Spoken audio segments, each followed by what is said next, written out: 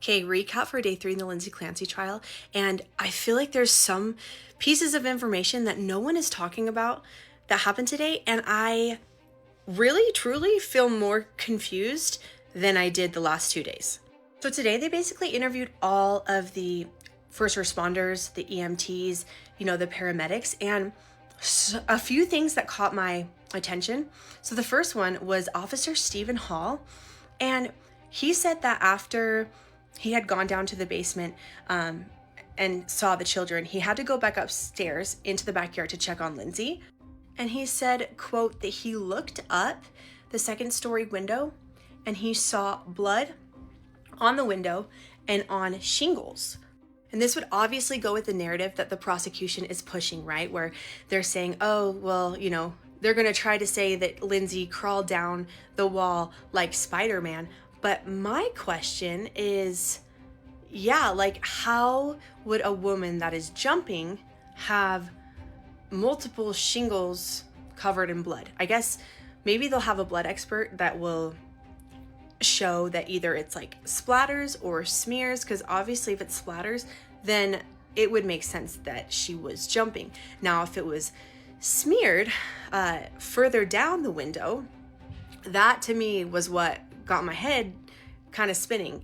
Another thing that this officer, Stephen Hall, said, and I don't even think that he realized what he was saying at the time, but he said that Lindsay kept taking her oxygen mask off of her face. So he kept placing the mask back on. But multiple other officers said that she was like in and out of consciousness and she was just like moaning and really could not move a ton. So for her to take the oxygen continuously off of her face and this officer is trying to put it on makes me wonder if she was at least conscious enough to be like, okay, I don't want you to save me. Okay, but then Robert Costanzo was the paramedic that treated Lindsay, and he testified that when he got to her, she was already bandaged up, okay? But he described her wounds as surface level, even though he never really peeked in the bandages to see exactly what those cuts looked like. Now, maybe somebody that has experienced somebody going into psychosis or having had like a gnarly fall like Lindsay did, he said that her pupils were constricted, so they treated her like she had an opiate overdose, and she was given Narcan on her way over to the hospital, and she still did not react. She still did not wake up. Now, this is either something that often happens to this specific paramedic in the past where he feels like, okay, like this would have had to been someone on heavy drugs to do such a thing as to jump out of this window, or her just like symptoms and mannerisms were also similar to someone on a very intense drug. And so my thought was like, we're going to have to see what was in her system that day, right? Like there's no way that they did not test exactly what was flowing through her blood, what was in her system.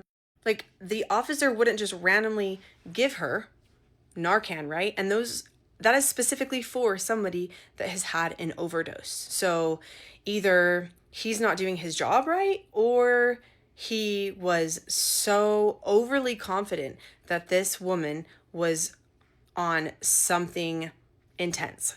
Listen, I'm willing to be wrong. Like, if that's protocol that you're not totally sure what is happening, so you kind of do it as like safe measures, okay. But until I hear otherwise, like that just seems so, I don't know, irresponsible. And then the same guy gets cross-examined, and Kevin, her attorney, goes up and is like, okay, so how long were you with her on the scene? And he was like, I think I was outside with her for about 7 minutes. And he was like, it was a super dark and cold day, wasn't it? And he was like, yeah. And so he's like, you're still like scrutinizing that it was a superficial wound, even though you did not see her wound before it was bandaged, and it was also very dark. And he answered yes. And then finally, her attorney makes the point of like, hey, it was like really cold that night, right? And the officer was like, yeah, I think it was like below 30. And so he was talking about different like hypothermias that a person could get, and that they didn't actually know the exact time that Lindsay was left on the ground before Patrick found her.